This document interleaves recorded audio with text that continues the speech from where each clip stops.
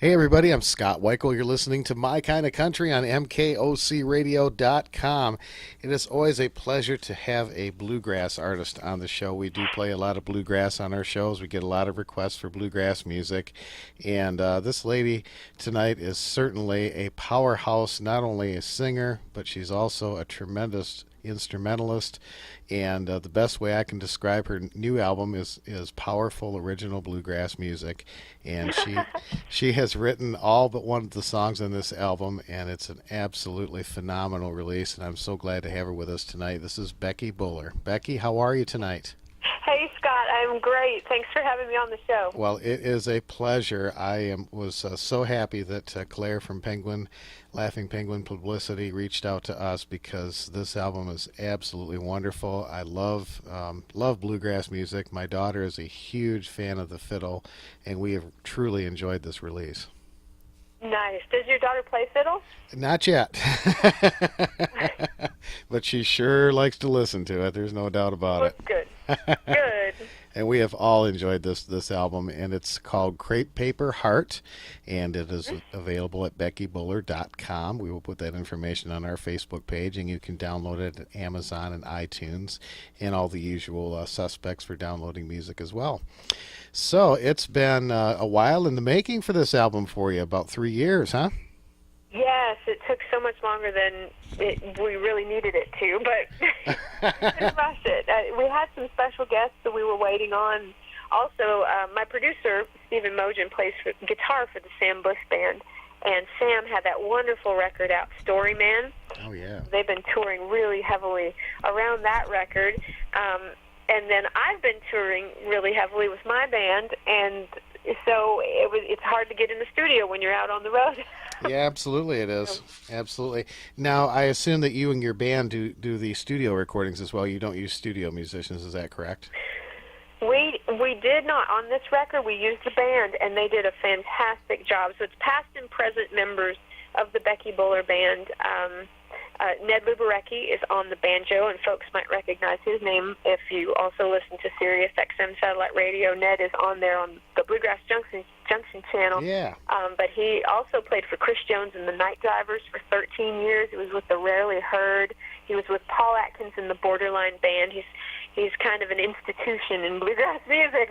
Wow. And infamous for sure. And it's really an honor to get to play music with him. And we're really proud of him. He was a 2017 IBMA Banjo Player of the Year award nominee, and we're just so proud of him for that. And I just love his playing. Oh, that's truly amazing. Well, I read that you are the first person ever to win in both the instrumental and vocal categories at the International Bluegrass Music Association Awards. That's quite an amazing thing. First Thank one you. ever. Yeah. Yeah, I'm still in shock and awe about that. Now it's going on 2 years, but I'm just I do what I do, and it definitely rocked my world. You never know how you're going to react to something like that, and I have to I come down to my music room every so often and look at my cabinet here and go, okay, yes, that did happen. Okay, wow. So, but yeah, I'm really honored, and I'm really in awe. I don't know how to explain it any differently than that. I love bluegrass music. I've been playing it my whole life, and never dreamed that would happen to me. That's really cool. Now, you play, in addition to fiddle, you play banjo and guitar and some other instruments as well, and you also are a teacher too, right? Yes. I teach quite a bit. In fact, I'm in between lessons today. I've got one more student coming, and she plays violin. I'm doing classical violin with her, and she's my first student to actually go on to youth orchestra. I'm so proud of her Oh, for wow. that. That's really cool. Yeah. So, but I teach a couple days a week and have about 25 active students, some that come once a week, some that are that come once a month, everything in between. It's a little hard to keep it consistent with with the touring and whatnot, but But yeah, generally I'm teaching on Tuesdays and Wednesdays, and I do online lessons too, as well as in-person lessons here in Manchester, Tennessee. And if folks are interested, I do have a few more openings, so you can go look at that on my website, BeckyBuller.com. And Buller is spelled just like it sounds, B as in boy, U-L-L-E-R, BeckyBuller.com. And I do play multiple instruments. I mostly play fiddle, clawhammer, banjo, and guitar. And but I also teach singing and songwriting, and I even have a couple bass students. Oh, wow. That's really which cool. is really fun. Yeah. Well, there's a line in a Jim Ed Brown song that says, a violin is just a fiddle only played by different hands. Now, is there a difference between a fiddle and a violin? Is there a difference between a fiddle and a violin? I've always wanted to ask somebody this. The difference between a fiddle and violin is attitude. Okay. So Jim Ed Brown was right then. Yeah. No, of course, fiddle is a improvisational style. When I teach fiddle, I try mostly to teach by ear. When I have very beginning students, I'll use the American Fiddle Method that's written by Brian Wickland up in Minnesota. Love his fiddle playing, and I love his instructional books. So I'll use those with just beginners, but once they get a little ways down the road with fiddle, then it's very important to work on ear training, because you want to be able to pick tunes up really quick. That's how this music has been passed down through the years, and you also want to be able to improvise. So I'll try to teach them how to do that. With my classical violin students, I use the Suzuki method, because that's how I learned how to play. We didn't have any bluegrass fiddle teachers in my immediate area of southern Minnesota, but we had a wonderful violin teacher, Patty Trias, at the Mankato Suzuki School of Music. So I took from her for several years, and I love that method. So that's what I use with the violin students. But I love that I'm able to draw from both disciplines, because the classical technique really helps the bluegrass fiddle, and the ear training that you get from bluegrass really helps the classical side of things. Absolutely. Too. So I feel real blessed that I get to draw from both disciplines to help my students out. When I was very young, I took violin lessons, and I really wish that my teacher had the kind of attitude that you have, because I wanted to learn how to play fiddle, and she wanted to, she was teaching classical violin, and it, no lie, it bored me to tears, and I didn't like the music, so I didn't keep up on it. And to this day, I wish I would have, because I could have applied my skills to the music that I like, But, well, and it's never too late. My youngest student that I've ever had was 4. I currently have a 6-year-old student right now, and then I have everything in between, up to retirees. Wow. So, yeah, it's never too late to pick up an instrument. And they did a study of some nuns in Mankato, Minnesota, at let's see, was it Bethany? Anyway, they did this study. There's the nuns are all like in their 80s and 90s, but there's a very low instance of Alzheimer's or dementia. And they found that it was because every few years they would pick up a new skill, a new language, a new craft, a new instrument. And when I read that article, I said, I'm going to learn every instrument I can. Wow. to keep my mind nimble. So well, I've got a list. Music is a very powerful tool. I have a 94-year-old mother who is about, midway through a kind of a dementia stage, but she can still remember words to songs from, 40, 50 years ago, and it's amazing, Yeah. A lot of power in music. Well, anyway, I would like to talk about this wonderful new album, Crepe Paper Heart. And you have some very special guests, and 3 of these people have been guests on my show, and I was real pleased to see their names. So one in particular that I'm a huge fan of is Rob Ickes. I think he is absolutely phenomenal.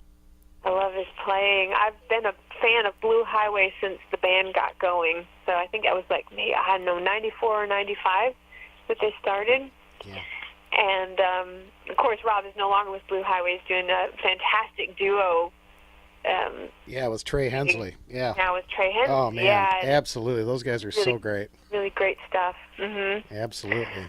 Yeah, so he's been on my last 3 records, actually. Oh, wow. And I'm just honored to have him on there. He's amazing, and he's so quick in the studio. to on my Little Bird record. He came in and we just started the tape rolling, and he just started playing, and we ended up keeping that first track that he played because it was perfect. Wow. And he was just listening to it. He was just jamming with it going down. It's amazing. Wow, that's great. And Claire Lynch, she's been on my show. She's been up here in our, excuse me, in our area. I've met her and watched her play, and she's another one that's just an amazing talent. And of course, you mentioned Sam Bush earlier, and Rhonda Vincent, not only in the bluegrass field, but she's a tremendous country singer too. I absolutely love her. Oh, and an amazing businesswoman too, and just she's been a bit of a mentor to me. And I'm so grateful to her for that she would take the time to do that. And she's recorded some of my songs too, Fishers of Men. She recorded that several years ago, and I'm just honored. I'm so honored. I got to see her as a kid. I mean, I was a kid in southern Minnesota. Her family band came to one of the Spigma festivals there in Garden City, Minnesota, and I got to see her perform. And we've got some of their records back home at my parents' house. You've had some great songs cut, not only by Rhonda, but I know Doyle Lawson and Quicksilver have done some of your songs. Ricky Skaggs. You've written some just fabulous material. Thank you. Thank you. It's always an honor when another artist likes your art so much that they decide to make it part of their art. I will never get over that. You know, when that happens, that's just the ultimate compliment. Well, I'm always curious to hear from a songwriter standpoint, when someone else records one of your songs, what is that like for you? I mean, I you write the song, you have the whole song in your mind and how it comes out when you do it, but have you ever kind of listened to someone else do one of your songs and get something out of it that what you didn't think was in that song originally? Oh, yeah, and like for instance, Third Time Out has cut a couple of my songs, and now I want to sing those songs like Russell sings them, because I love Russell Moore's singing. That is really cool. Well, you've got the excuse me, the Fairfield Four. One of my favorite songs on this new album is called "Written in the Back of the Book." Thank you. Tell me a little bit about that song. Sure. So I fell in love with the music of the Fairfield Four through their collaborations with the Nashville Bluegrass Band in the 1990s. Last Month of the Year, Roll Jordan. I mean, just those are two powerful cuts. And then I started digging and learning more about the Fairfield Four themselves, but also the whole genre of that, African American a cappella roots gospel music, like the Dixie Hummingbirds and some of those groups. I wouldn't call myself a complete aficionado. I'm most familiar with the Fairfield Four. That their group has been around since 1921. This is the third generation of the group that worked with me on this recording, and man, it was magic in the studio, and it was church. It was like listening to one of their records for me is like going to church, but then being in the studio with them just put me over the top, and I get goosebumps and start crying every time I think about it. It was great to hear their stories. A couple of the guys had a chance to go pro during the Motown era, and they chose not to, or life didn't take them that way, and so they were telling me a little bit about that and their musical journeys, and then also they were quoting scripture back and forth, and they're the real deal. When we approached them about recording this song, they wanted to see the lyrics and make sure that the message in the lyrics was accurate, biblical, suited their witness and what they want to have out there. And so I'm just so honored that they liked this song. Wow. So I said I started listening to them with the Nashville Bluegrass Band, one of my favorite bluegrass groups out there. And then after that, I started trying to write some songs that might suit the Fairfield Four style, but I had no way of getting to them or getting a song to them. I just had no connection to their world, and when I did my Little Bird record, which came out in 2004, I had another song that I thought, well, man, it'd be really cool to have the Fairfield Four on this. And my producer at the time, Rich Adler, was like, no, And I'm so glad now that he said that, because I wasn't ready. And Wow. as a vocalist, I was not ready to hang with those guys, and to hang in there with them. And so I just love that God closed that door then, but He opened it for this record. And I'm going to start crying again. It is a very interesting thing. Timing is everything.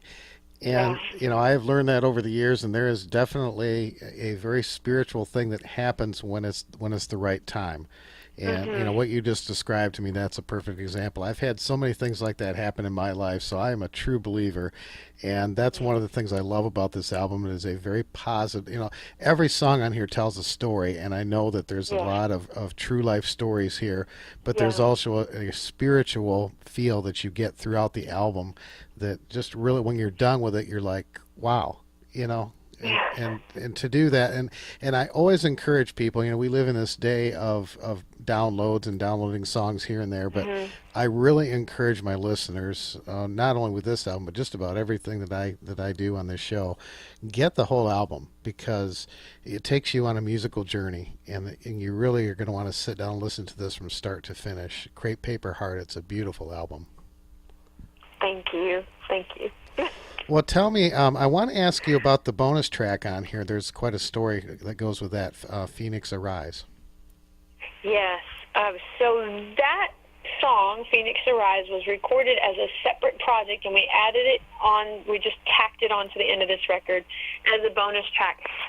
This one was written by Mark Simos and Lisa Ashman, and they're two folks I co-write with them a lot. I love their songwriting. And they actually wrote this song in the wake of Hurricane Katrina, and we're hoping that it would make a fundraising CD that was being put up to help in hurricane relief. But it didn't make that album, and they sang it for me not long after they wrote it, and I just kind of filed it away in the back of my brain as a song that I really, really liked. And then fast forward 10 years, and there was a fire in downtown Madelia, Minnesota, which is 10 miles from my hometown, and it's in my home county, Watonwan County, Minnesota, and it's also where my dad works. And my band was getting ready to come up and do a show in my hometown when news broke about this fire. And the fire took out a whole block in the downtown district, and this is just a town of 2,000 people, so it's a huge bite out of their downtown. Yeah. So this song immediately came to mind, and I thought, well, maybe we could record this and put the song out as a download for a donation of any amount, with all the money going to help these families that were affected. And it took us a little while, again, because we have a busy tour schedule, and so does my producer. But we got in the studio. We got this song out there in August of 2016, and then it was up for just until we put the record out here in February of 2018. So the song was available and for download up to that point at the MedeliaStrong.com website, which is where folks can find out more about this relief effort. And we have the information is in the CD cover as well, so folks can see what happened and now what the downtown of Madelia looks like after all that. They are back open for business, and I encourage folks, if you're going through southern Minnesota, please stop at La Plaza Fiesta and have lunch or dinner, and just check out Madelia. And if nothing else, we raised awareness for the town and what was going on, and raised some money to help them. And but that song was played on radio stations all over the world, from America to Australia. And so we helped get the word out. And that's wonderful. And, that's wonderful. It's a special song. I really like it. We have a lot of listeners from Minnesota, so they're all going to relate to that. And that's one I want to play here in a little. My people. Your people, absolutely. Yeah. I know you've got a lesson to do, and you just let me know when you need to go. But I do. Well, if it's all right, let me say real quick, we're going to be in Michigan. We're going to be in Milan for their Bluegrass Festival, and I believe it's August 3rd. Let me make sure. Yes, Friday, August 3rd, we're going to be there at the Milan Bluegrass Festival. So fantastic. That's always a lot of that's as fun. close as we'll be. All right. Well, we'll let our Next listeners little know bit. about that. Absolutely. Well, But Becky, folks it's can find out about that. And since you said we have Minnesota listeners, we are going to be at the Minnesota Bluegrass and Old Time Music Association Festival that very next weekend on August 10th and 11th. We're going to be up there in Avon, Minnesota at El Rancho Manana, and it'll be good to be back in my home state. absolutely. BeckyBowler.com is the place to go. Please get this album, Crepe Paper Heart. And Becky, I'm going to play Phoenix Arise. Is there another song on the album that really stands out for you that I can play after that one? Oh man, can we play Calamity Jane because it's #1 this month in Bluegrass Unlimited? Oh, congratulations! Thank you. What a great song! I'm so excited about that because when I was growing up in Minnesota, of course, the internet wasn't what it is now, and that was my bluegrass lifeline. That and the Mbatma newsletter, and I would just devour both those publications from cover to cover when they came in. Outstanding. Well, we will definitely play that one. Becky, it has been a pleasure having you on the show. Wish you all the best, and you are welcome on our station anytime. We would love to have you back.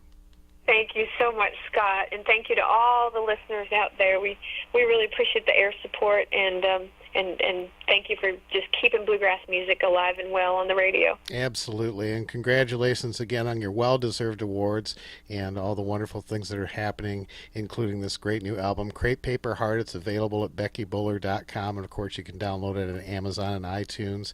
And please go see Becky. Check out her website. It's a beautiful website. There's a lot of great things on there. It's just fun to sit there and spend some time on it. Becky, thank you so much for being on the show. Thank you, Scott.